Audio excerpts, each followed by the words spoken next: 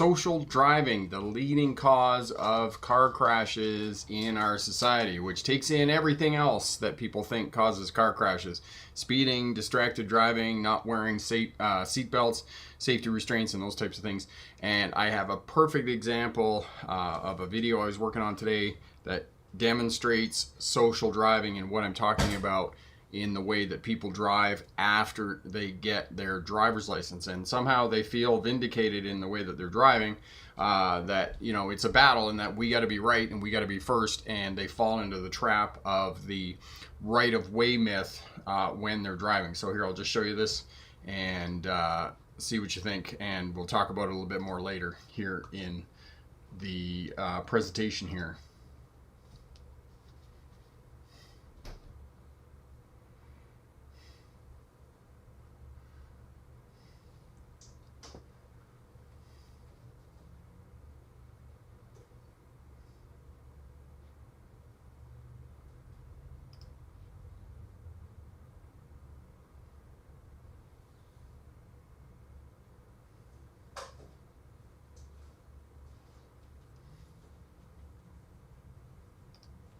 So essentially what happens in the video is two trucks on a two-lane highway. It goes to a choke point where it merges back into one lane. One truck is trying to pass the other truck, and the lead truck refuses to give the right of way to the other truck to let it pass, and is forced off the roadway onto the shoulder of the road. And you can see the bias with the note on the video there where it says trucker nearly pushes driver off the road during a merge.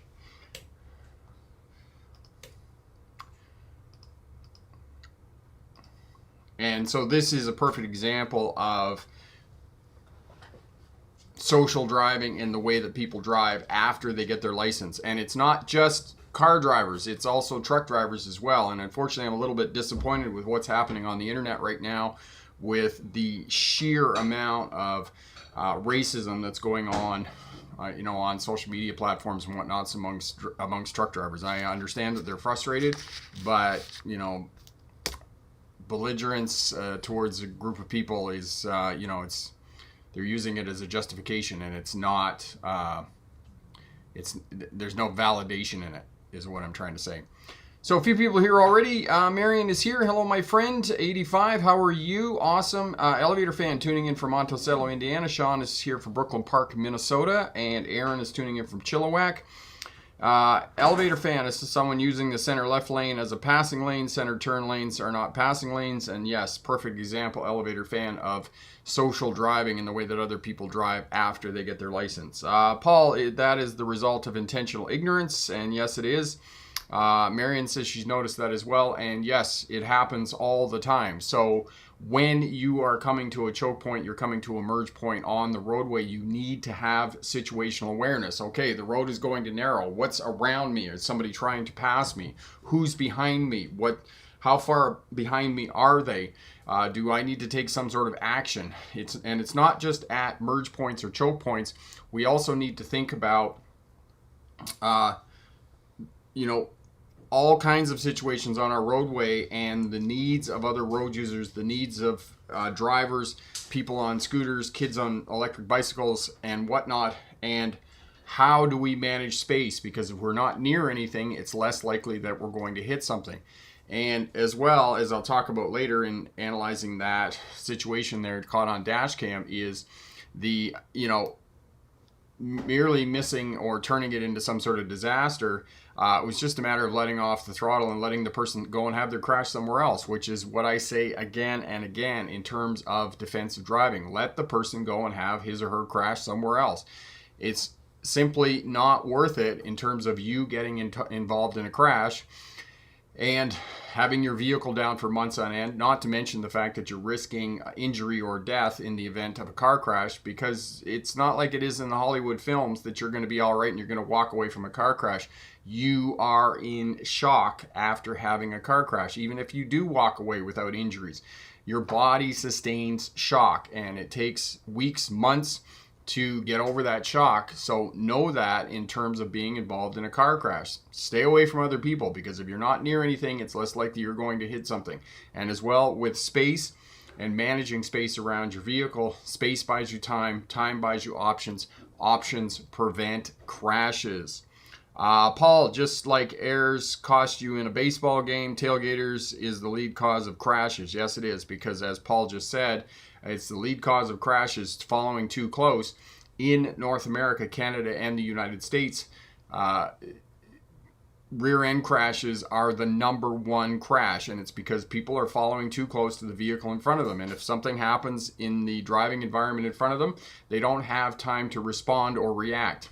They don't have time to react. They're hoping on a wing and a prayer that they can react in time to avoid being involved in a crash. And this is the numbers, the statistics, traffic crash statistics are simply showing that they do not react in time and that they are involved in a collision.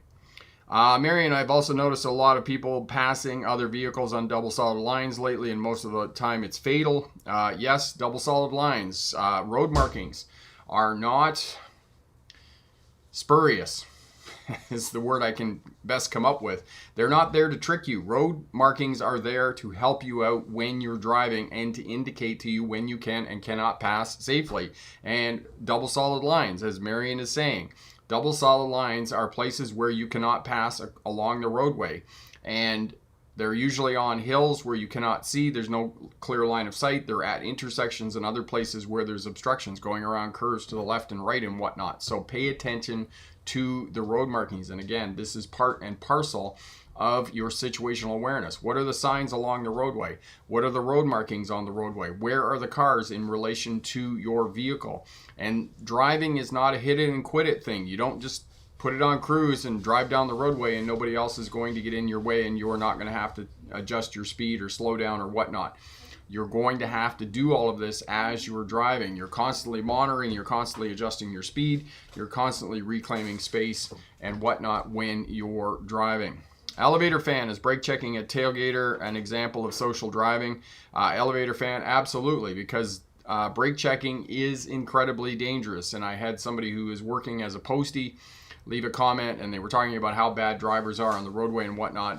And no doubt, driving is getting worse. I believe that since the pandemic, people are getting more and more selfish and more angry. And as we know, driving is emotional. And as people are getting more emotional in their cars, because their cars are the second most personal space that we have next to our houses, that they're reacting on the roadways. And when drivers are brake checking other people because they're tailgating, you are putting yourself in grave danger, because the person behind you could tailgate you, or the person who is tailgating you behind can rear end you, and you sustain all kinds of soft tissue damage. Even if you do have head restraints in your vehicle, which most modern vehicles all have head restraints, and it'll stop your head from snapping back and getting whiplash, but you are still going to sustain some sort of injury in a rear end crash. So in all incidents, I cannot stress this enough, do not brake check people behind you to keep yourself safe. Paul, a church friend told me a G2 driver was reversing out. This G2 driver crashed towards my friend's driver's door and can't open the door. Unfortunate, but were they all right? I mean, was it at a standstill or were the vehicles moving? And what should we do if a jerk is tailgating on city roads? I thought about turning off the street and let the jerk move past me. And yes, you can do that. That's one thing to do, is to pull off the roadway in a safe place where the person can pass you. And that is definitely one way of dealing with tailgaters. The other way of dealing with tailgaters is to increase the distance in front of your vehicle. And that way you have time to respond to changing traffic conditions. You don't have to resort to heavy braking and risking having that person behind you crash into you and those types of things. The other thing you can do is kind of just touch the brake and activate the brake lights. That will sometimes get them to back off as well. The other technique that I use when I am coming to a stop in a car is I will come up about half the distance that I need to bring the vehicle to a stop. I'll do about half the distance that I need to stop. I'll apply the brake, I'll release the brake, and then reapply the brake. And what that does is that flashes the brake lights. And oftentimes, I find most of the time, in fact, that the person behind me who is tailgating me will actually increase the following distance to the rear, because they don't really kind of trust you after that when you're applying and reapplying the brake pedal and you're flashing the brake lights. So try that. About half the distance as you're coming up to where you actually want to stop, about half the distance, apply the brakes, release the brakes, and then reapply the brakes again, and you'll get that flash on the brake lights, and that'll help you out in terms of reducing your chances of being involved in a rear end crash.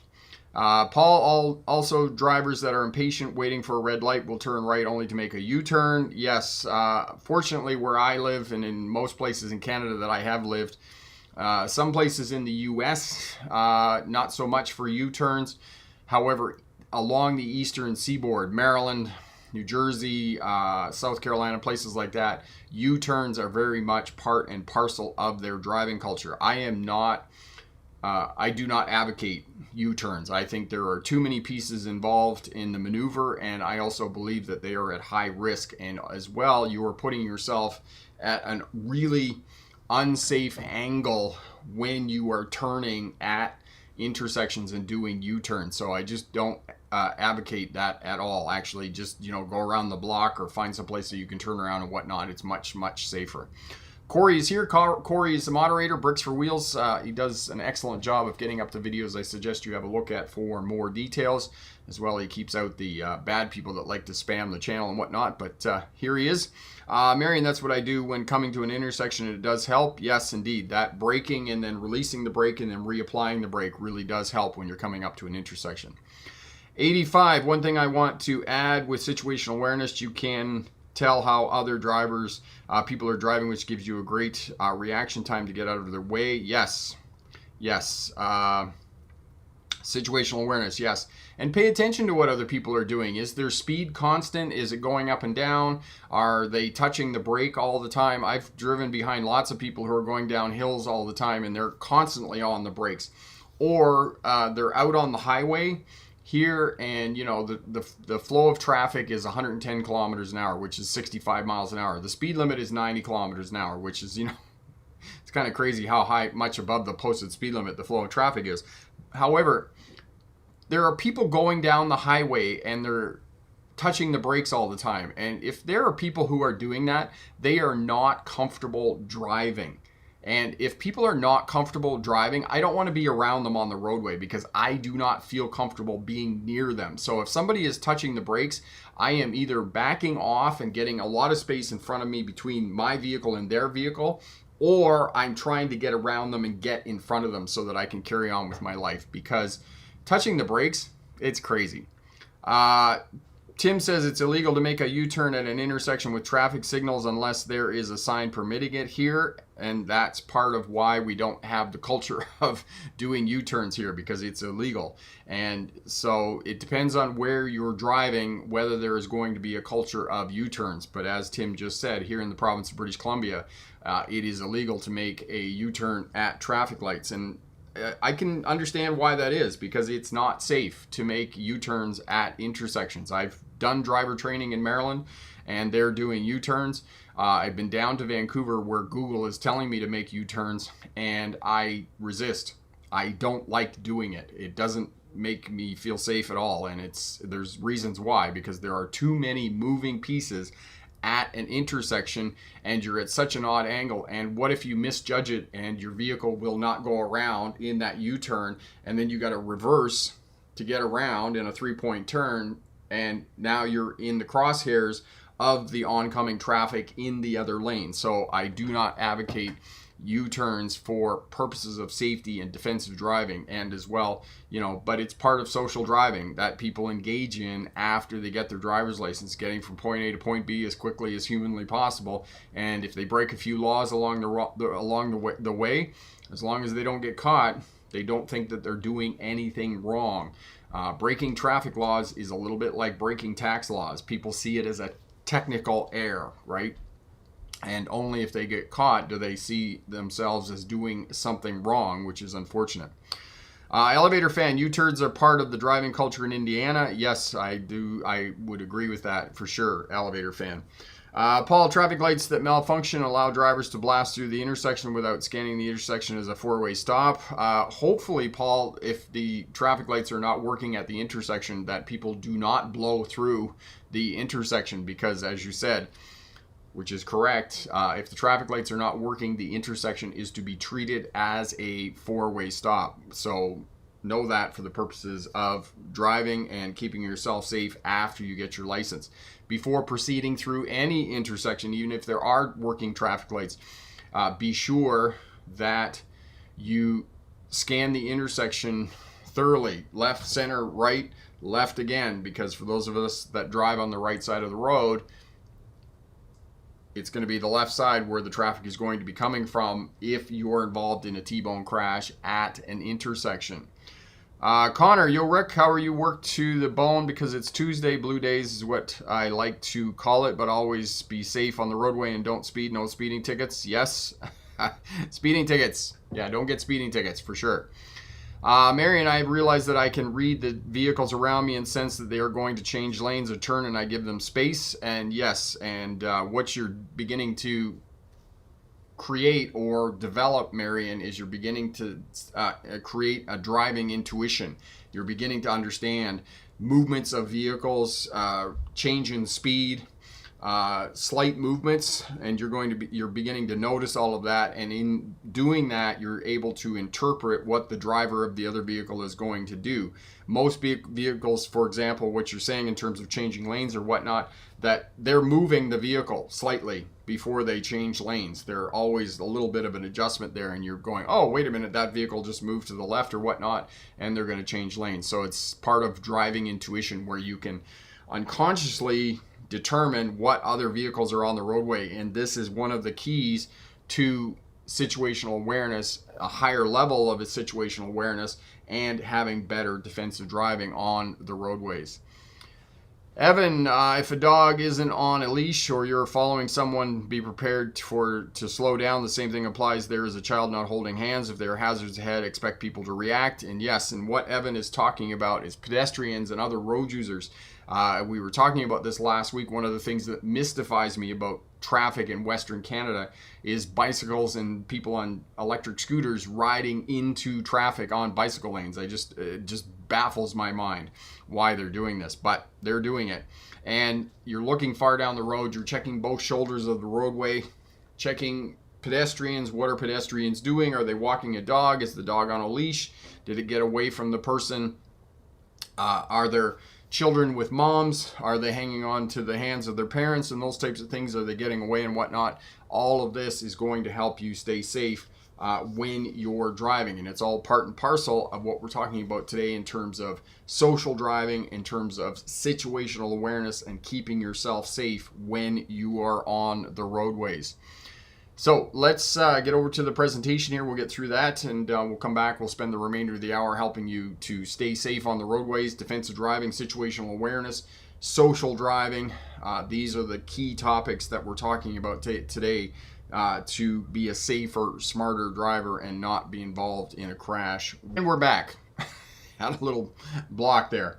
Social driving, that's what we're talking about today. We showed you the video of the two rigs at the choke point on the highway, and one was trying to pass the other one, and the other one was forced off onto the shoulder of the road because simply all they had to do was slow down to allow the other vehicle to pass. But unfortunately, in many instances on our roadways, it becomes a battle for who has the right of way, and people fall into the right of way myth that I have the right of way and I'm going to go first and I'm not going to give it up under any circumstances. And as I say again and again in terms of defensive driving, that sometimes it's just a matter of letting your foot off the throttle, let them go and have their crash somewhere else, and that way you are going to stay safe on the roadways. It's like a second of your time or a couple of seconds of your time in the world in which we live, because traffic crashes are not what they are on television, okay? You do not walk away. You will always be in shock when involved in a traffic crash.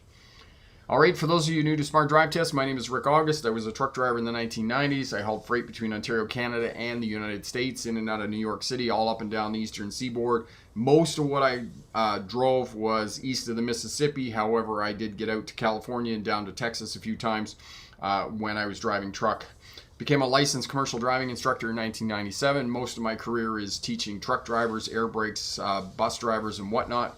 But I have done a lot of car stuff as well, and worked at a hospital doing driver rehabilitation, which is helping people with brain injuries, loss of limb, debilitating injuries, and whatnot to get back to driving, and taught people how to drive with hand controls. 2006, I graduated with my doctorate in legal history, which is the study of policing, courts, and prisons. My expertise is in policing as it relates to traffic.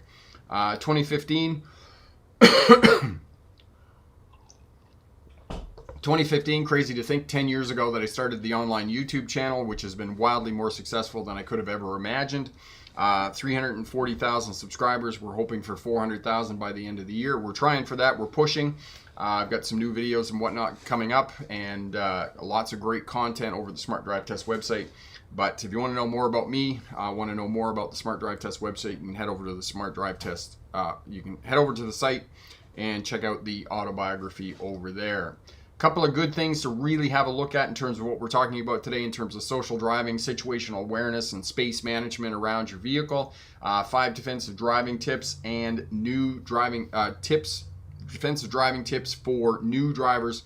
You know, ink still wet on your driver's license kind of tips for those new drivers who are just getting their driver's license and heading out onto the roadway, especially as we're coming into fall here, and very shortly we'll be into winter time, so we're going to help you with all that. All right, social driving. It is the one thing that unites us as a human race, regardless of creed, politics, religion, or any other beliefs that we have in our world. Every driver on the roadway would agree with the statement, I am a good driver. For the most part. Some people are humble and will not agree with that statement, but for the most part, everybody agrees with that statement, I am a good driver. Most people on the roadway follow too close. They're at 1 second following distance, and ideally you should be at a 3 to 4 second following distance behind the vehicles in front of you, okay?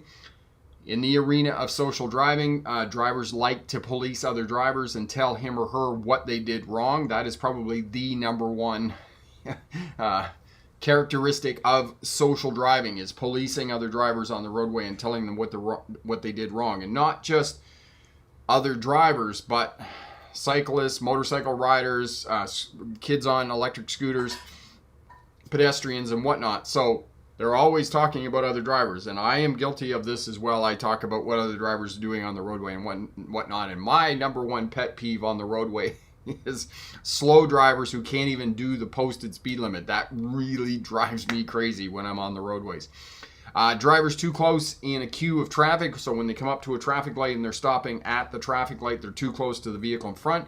Ideally, you should be 1 vehicle length back from the vehicle in front of you, and your landmark for that is being able to see the tires of the vehicle in front of you making clear contact with the road surface. Too close to vulnerable road users, and I talk about getting excited. As I've said before, you know, when I'm driving my car, driving the old buggy, I'm fine, you know, I'm nice, calm, cool, and collected. But when I'm walking or I'm on my bicycle, my rage meter goes from like 0 to 100 in a nanosecond. And today we were walking home, come around the corner, and it's kind of a blind corner at the intersection in the suburb here, and this driving school car goes by, and the pedestrian and the driver, the driving instructor, did not tell the student, hey, watch out for the pedestrians and maybe move over a little bit and give them some room. And this is the other thing, is that drivers are too close to vulnerable road users. Move over, create space. 3 feet, 1 meter minimum between your vehicle and pedestrians, scooters, bicycle riders on the roadway, because they are unpredictable and you could potentially hit them. Get there itis. The Titanic, 14th April 1912. It's not just car drivers. It's not just truck drivers. It has been around for a very long time to get from point A to point B as quickly as humanly possible. And this is the reason that the Titanic sank on this day, the unsinkable ship that sank on its maiden voyage.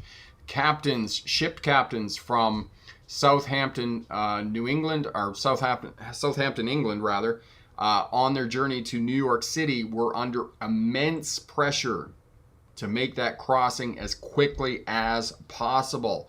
And where this term comes from, get theiritis, is Mayday, Mayday, which many of you may have watched with airplane crashes and the investigation around the plane crashes and why they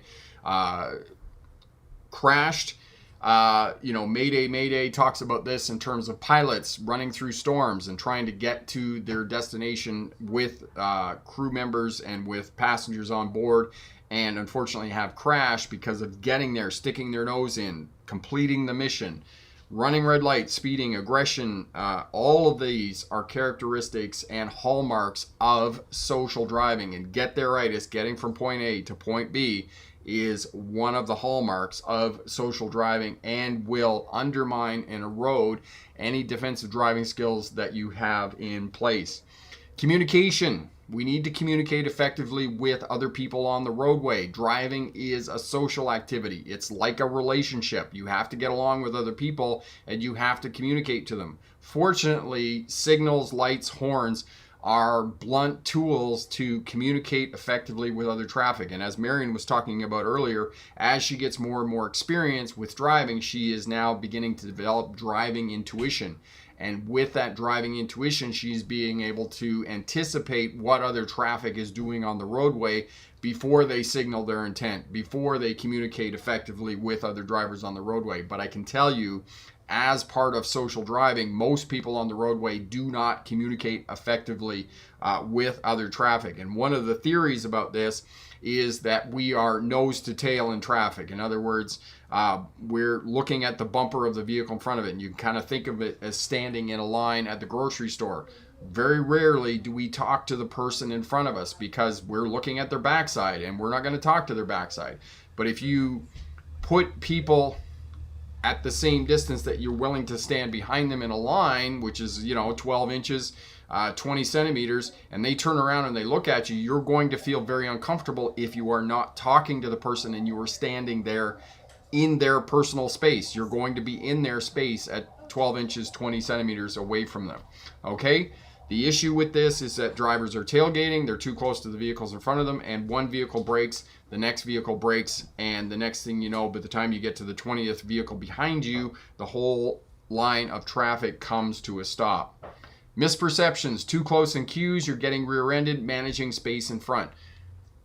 Having space buys you time, time buys you options, options prevent crashes. You want to move from being reactionary and unpredictable on the roadways to responding to traffic situations. And when you respond to traffic situations, you are thinking clearly, you are not emotional, and when you respond, you have numerous options. Okay, the traffic in front of me is coming to a stop. I have enough space to slow my vehicle and stop safely.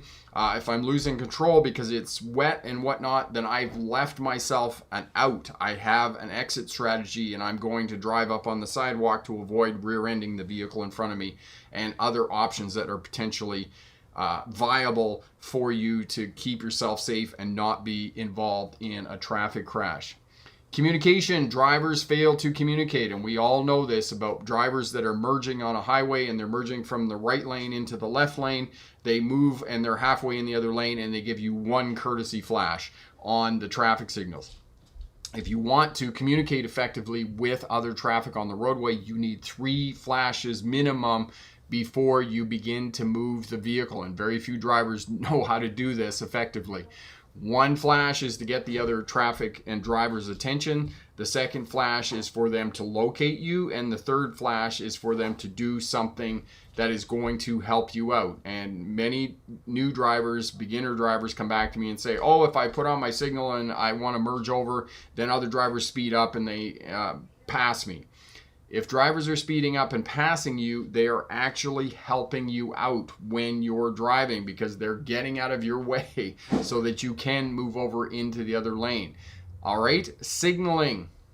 It's not giving information to the enemy. This is not battle. It is not war. It is a social activity, and we need to get along with other drivers, and you need to communicate effectively so that you can be predictable on the roadway. And in the event you get tired, you're not paying attention, you're distracted by whatever is going on in the driving environment, if you're communicating effectively with other traffic, then other traffic may help you out and prevent being involved in a crash. Driving is emotional, reactionary, and retaliatory. I talked about this at the beginning of the presentation, that we as drivers and road users like to police other people. For example, the other day, we're coming through the four-way stop, and there was a teenager on an electric bicycle, and they're coming through the intersection this way. They didn't even slow down at the intersection. They just looked, and they blew through the intersection at probably 25 miles an hour. And I said to my daughter, because we were talking about this 2 live streams ago, in terms of the prediction that vulnerable road user deaths and injuries are going to increase in the next 5 years on our roadways. With the increase of electric bicycles and scooters and skateboards and one wheels and all the other electric vehicles that are coming online, that we are going to have more vulnerable road users, and we are going to have more crashes because these kids are unpredictable, and many of them don't have driver's license. So I was saying to my daughter, Scout, who was sitting in the seat beside me, I pointed at the person on the bicycle, and I was like, there you go. I said, there's exactly why we're going to have an increase in injuries and road deaths, is because these people on electric bicycles aren't even slowing down going through intersections. And I pointed at him kind of like this out through the window, and I look in the rear view mirror, and the kid has turned around on the bicycle and he's given me the finger because he thought that's what I was doing to him, was giving him the finger as he was blowing through the stop sign at the intersection, when in fact I wasn't. I was simply pointing at him, and he gave me the finger, and I was like, okay, so you're giving me the finger even though you were the one that just blew the stop sign. So there you go. There's social driving. Okay, drivers police and criticize other road users. They crowd them, they honk, they give them the finger, they engage in road rage, which can be minor incidents or major incidents on our roadways. Right of way, following too close, failing to give the right of way, mismanagement of speed and space. These are the top reasons for traffic crashes on a roadway. Following too close, okay? 3 to 4 second following distance. And yes, when I tell people that, and they're like, oh, if I do that, somebody's going to cut in front of me. Yes, if you do, they're going to do that. And it's going to happen, but not very often, every now and again, and usually by a pickup truck driver. As has been my experience, that it's usually a pickup truck driver that jumps into that space. If they do, just take a breath, reclaim your space, get your 3 to 4 second following distance, and keep yourself safe. Okay, failing to give the right of way. Again, it's like the 2 semi trucks on the highway at the choke point. The one driver on the inside, all he had to do was take his foot off the throttle, let the other driver pass, because obviously the other driver had a big head of steam up and was going at a much higher rate of speed than the truck at the front. Just let off the throttle, let the other person go in front of you, and let them go and have their crash somewhere else. Manage speed, manage space, and you're adjusting your speed all the time to maintain that space around your vehicle. Good luck on your driver's test, and remember, pick the best answer, not necessarily the right answer.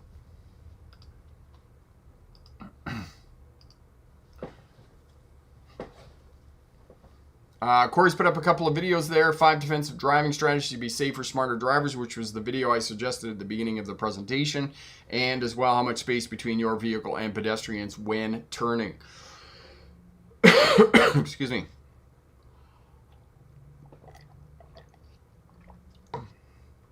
Marion, but if you watch your mirrors of traffic coming up in the passing lane, you would know that truck is moving faster than you, so you give way to the truck there. Yes. Driver's test, elevator fan. If you participate in social driving, you will not pass your driver's test. Elevator fan, you are absolutely correct in saying that, because you cannot drive the way that everybody else drives on the roadway. And unfortunately, too many new drivers come back to me and say, well, this isn't the way that you're going to drive after you get your license. And, so why do I have to do it for a driver's license?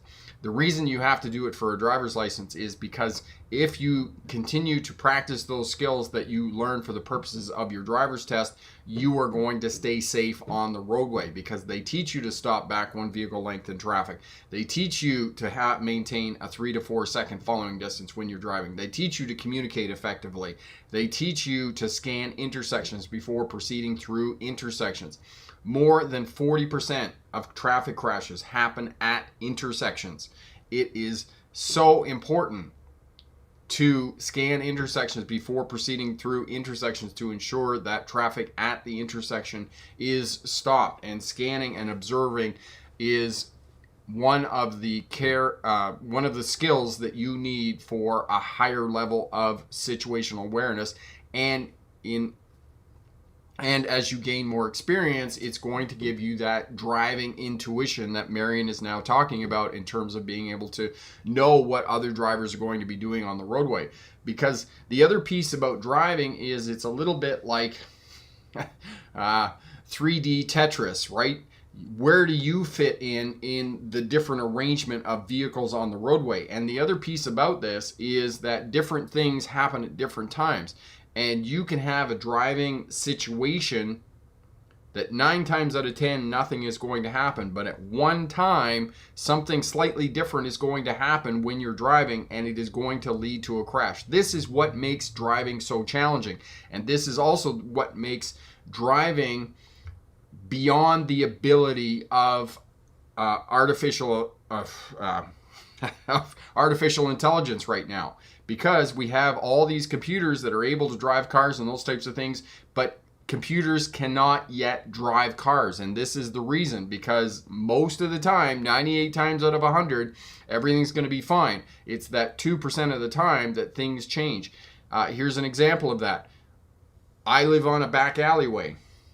9 times out of 10, I'll drive into the back alleyway. I use it every day, or I back into the back alleyway, and there's nobody walking along the alleyway. But, all day long, there are people who are walking their dogs or going someplace or using the back alleyway to get from point A to point B. The high school kids go from the high school down to the park here to play baseball. 9 times out of 10, I will drive out of the back into the alleyway or back into the alleyway, and there's nobody there. 1 time out of 10. It is the same thing with driving. You can drive through the same intersection 100 times and nothing will happen. 1 time you drive through that intersection, somebody will run the red light and you will be involved in a crash. This is why you need to thoroughly scan intersections and develop the skills and habits that will keep you safe, because those skills and driving habits are going to kick in when you're tired, when you're distracted, when something happens in the driving environment that you didn't anticipate. So if you can continue to have that 3 to 4 second following distance when you're driving, stopping back 1 vehicle length in traffic, and scanning intersections before you're moving through, all this is going to increase your ability to drive safely. Drick, I love being here. It's like being in a classroom, and it helps a lot. Drick, so happy to hear that we can help. Thank you for your kind words, my friend. 85, 4 to 6 following distance in bad weather. Yes, as 85 just said, as driving conditions deteriorate, you want to increase your following distance. So if it's raining out, you want to increase your following distance to 4 to 6 seconds, which is going to keep you safe. If it's snowing or traffic is heavy or somebody is doing something goofy or there's a lot of pedestrian traffic, then yes, increase your following distance. In addition to that, I've had students over the years come back to me and say, oh, we got to drive down suburban roads where there's cars parked on both sides of the roadway and it's limited amount of space. Can I go slower than the posted speed limit? Yes, absolutely, you can go slower than the posted speed limit. As space decreases for your car, you need to go slower so that you stay safe. It's here's an analogy that I always think of when students ask me that question about roadways with cars parked on both sides and going slower. Think of it like carrying a piece of furniture through your house. You're going through the house, you know, and you got lots of room, but then you get to a doorway and your hands are on the outside of the piece of furniture. Well, you slow down going through the doorway because you don't want to bang your knuckles as you're going through the doorway. It's the same thing on a roadway with cars parked on both sides. You want to go slow so that you don't bang your car or hit other cars that are on that narrow roadway. Tim says, I used to smile at violators who stated that no one was around. I was thinking about getting a constable no one name tag. you could get like a yellow one. You could be like the no name brand at Loblaws. Tim, that's funny. No one is around. Yeah, no one was around 9 times out of 10. But then all of a sudden, you know, an animal pops out of the forest, or a car comes out of an intersection or a farm driveway or something like that, or some kids on an ATV or whatnot. And, you know, we're talking about increase in vulnerable road users and the increase in injuries and deaths amongst vulnerable road users. Talking about that, what Tim was just saying about nobody around. In southwestern Ontario, and I'm sure in many rural areas, side-by-sides and ATVs are now becoming the now preferred method of transportation. My mom's neighbor in Wingham, Ontario, I don't know, it's a town of 1,500 people, and went out and bought a side-by-side so they can bomb around town in it. You know, I mean, the one good thing about side-by-sides is that they have to wear helmets when they're in it, so maybe they are safer than they are in an actual vehicle. But this is now another road user that we have to consider when we're driving in different areas and regions and whatnot. And you know, I was getting some of that today because I put up a couple of yield signs, and people in, you know, places in the States were saying, oh, I've never seen that before. You know, and just on that note of, it was a roundabout yield sign and a yield sign. And somebody said, well, I've never seen a yield sign that doesn't have yield written on it. Just because signs convey information in 3 ways, the shape, the words or symbols written thereon, and the colors, doesn't mean that it has all 3 of those things for a sign. It may just have 2 of them. It may just have the shape and the colors. Stop sign. You don't have to have the words on a stop sign to know it's a stop sign. It's octagon, it's red with, you know, white lettering on it, but you still know it's a stop sign from its shape. So know that when you're driving. All right, Epic, another social driving action that has dangerous consequences and can lead to a crash, is trying to change lanes last minute and a last minute exit. Knew it because my father had one in Bridgeport, Connecticut. Yes, if you were on the highway and all of a sudden it's like, oh my God, there's my merge. Okay, do not like cut across because you are going to get into trouble, and eventually that will catch up with you, even if there isn't other traffic on the roadway.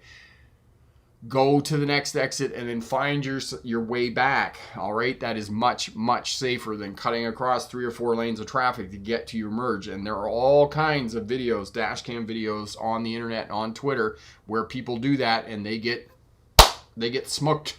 Okay, so don't do it. Okay, go down to the next exit and make your way back. The GPS, your GPS on your phone and whatnot will reroute you. Remember, bad drivers never miss their exit. Good drivers sometimes miss their exit, and that's what you need to do. And fall season means squirrels are on a car dodging mission. And you live in Michigan, where there are probably as many squirrels as there are people living in that state. It's the same thing with southwestern Ontario, where I live, which is only 2 hours from Detroit. Tons and heaps of squirrels.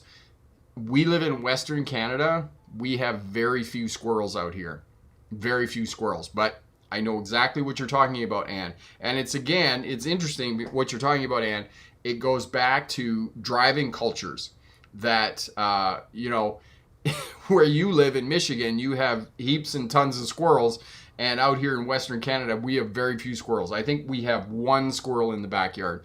And I can remember, living in southwestern Ontario, and squirrels, you would just go out and they'd be just like everywhere. And they'd be like falling out of the trees and collecting their winter food and all that stuff and whatnot. So yes, as Ann said, times a million. Marion Vancouverites do this all the time. It's one of their favorite things to do. We just shake our heads. All right. Elevator fan. My mom only allows the turn signals to blink one time before changing lanes. Yeah, hopefully we can convert your mom to at least 3 flashes before she changes lanes. Dog 3, love the stream and the vids. Thank you so much, my friend, for your kind words. Always happy to help out. Very happy to help out, my friend. Who else is here? Okay, so we're talking about social driving, passing your driver's test. Passing your driver's test. You need 4 skills in place to be able to successfully pass your driver's test. Space management, 3 to 4 second following distance, stopping a traffic 1 vehicle length from the vehicle in front of you at stop signs and intersections. Stopping at the correct stopping position at stop sign intersections, behind the stop line, before the crosswalk or sidewalk. If those 2 conditions don't exist, then at the edge of the intersection, just before going in the box of the intersection. Do not drive into an intersection you can't clear, all right? I did talk about that last week. I put it up on the video. Have a look at that. Stayed back from the intersection because the traffic was backed up on the other side of the intersection, and then the person on the cross street turned left into the intersection and sat in the middle of the intersection for the duration of the traffic light, the cycle through of the traffic light. So don't do that on a driver's test, because it may cause you to fail your driver's test because you're blocking an intersection. That's one of the automatic fails on a driver's test. Corey will put up the videos for you, or the video for you, the playlist on must-have skills to pass your driver's test. So space management, speed management, the flow of traffic, or the posted speed limit, whichever is less for the purposes of your driver's test. Oh, one thing I forgot in terms of space management: minimum 3 feet, 1 meter between your vehicle and vulnerable road users. So that would be pedestrians, kids on scooters, kids, cyclists, and whatnot. So back to space management, speed management, flow of traffic, or the posted speed limit, whichever is less. And what I mean by that, whichever is less, so if the posted speed limit is 30 miles an hour, you're driving 30 miles an hour, and then traffic slows down to 20 miles an hour, well, you can only drive 20. You can't drive 30, all right? And if you watch the videos that have speed on them in terms of driving, for driving tests, you'll find out that the person who's driving, my driving test video, for example, it's very seldom that I'm actually at the posted speed limit, especially when they are in suburbs and whatnot. Communication and observation are the last 2 skills. You need to communicate effectively with other traffic. And the number 1 way that you communicate with traffic, or other traffic communicates with you, is movement and position of the vehicle on the roadway. So if you're approaching an intersection and the vehicle in front of you is slowing down as they're approaching the intersection and it's still a green light, there's a high probability that person is going to turn at the intersection even if they have not activated their turn signal. All right? If you're approaching a crosswalk and there is a pedestrian standing on the side of the road, there's a high probability that that person is going to cross the roadway at the crosswalk. So you may have to come to a stop. I know here in Western Canada, the driving part of the driving culture is that if there is a crosswalk, we will slow down and stop for allowing vulnerable road users to cross the roadway at the crosswalk when we're coming up to that crosswalk. This is not part of the driving culture in other places, and you have to activate or wait for the traffic. You have to activate the warning lights, or you have to wait for traffic to come to a stop before you can proceed across the roadway. Know that for the purposes of your driving test. Lights and signals, horn, eye contact, and then hand gestures. So for example, eye contact and hand gestures go together usually. So if you're at an intersection and there's a cyclist and they're not quite sure what you're doing and you're not quite sure what they're doing, you get eye contact with the cyclist and then wave them through to proceed prior to you going through the intersection. So that's communication. The way you make sure that you're observing the way that other people are communicating, and it goes back to what Marion was talking about in terms of developing an intuition and knowing what other people on the roadway are going to be doing before she's driving. Now, most of you are going to be taking a driving test. You simply don't have enough experience on the roadway to have that intuition and to know intuitively what other traffic is doing before they do it on the roadways. But Marion, myself, Tim, Corey now probably has enough driving experience that he too knows what other traffic is doing even before they do it on the roadway. You're like, oh, that person, I'm going to increase my following distance because that person is going to turn left up here at the intersection. Tim says that's for 50 kilometer an hour, less zones over 50. You must leave 1.5 meters for vulnerable road users. Okay, excellent. Thank you for that, Tim. So it's 1.5 meters, so closer to 5 feet. Even more ideal is like 6 feet. So if you're above 50 kilometers an hour, which is exactly what Tim just said, then even more space. But I always trying to get at least the width of my vehicle and the amount of space between my vehicle and vulnerable road users. And there's kind of up in the back here, we have kind of a rural farm area that I drive through to get to the dog park. And a lot of people walk along that 2-lane country road. If possible, I will either stop if the traffic situation determines it, that, you know, there's another car coming in the other direction and there's a pedestrian on the side of the road and they can't kind of get over far enough, then I will just stop and wait for the other car to go past. And most of the time I will get right out into the other lane. So there's a full lane of traffic between my vehicle and the vulnerable road user on the side of the road. So as Tim said, the more space you can get, the higher the speeds, the more space you get between your vehicle and the vehicle on the other side of the road to keep yourself safe. Tim says the double solid line rule has been relaxed to allow passing vulnerable road users safely. Very happy to hear that. Thank you for that information, Tim. Epic, in urban areas, watch out for e-bikes and buses that will pull out from the bus stop onto a normal travel lane. Some drivers have been getting into an accident with both. New York City, if high crashes, speed 20 miles an hour. Yes, so they've been reducing the speed limit inside cities to try and mitigate some of these vulnerable road users' deaths, and especially as the number of electric bicycles and scooters and other one-wheels and all these types of machines now find their way onto our roadways. We are in a huge transition of new urban planning to try and facilitate bicycles. But as I say, if you're making roads for everybody, you're not going to have roads for anybody. And I've been in some places, London, Ontario, Canada, the downtown core. It is just a hodgepodge and a mess because they're trying to make it for bicycles. And I call it the "we hate cars" urban planning model right now, and unfortunately it's true. And what I think they really need to do is they need to designate certain roads for bicycles and vulnerable road users, and they need to designate certain roads for cars. If they were really serious about it, this is what we would do. This is what we need to do. And we could simply create parking areas where people could park their cars, and if they needed to get to their house because it was on a designated bicycle lane, then they park their car at a certain place and they walk to their house.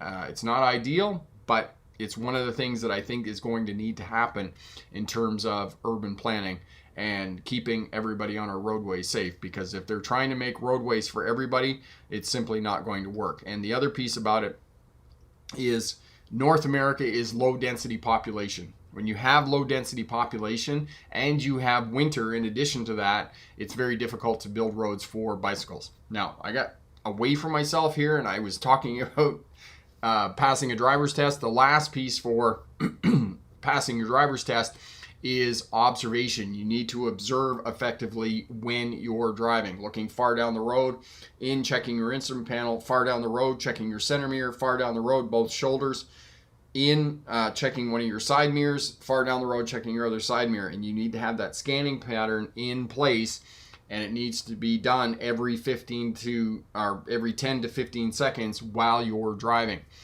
And the way that the driving examiner knows that you are communicating effectively on your driver's test is that your speed is being consistent and that you are adjusting speed and space according to what is going on in the driving environment.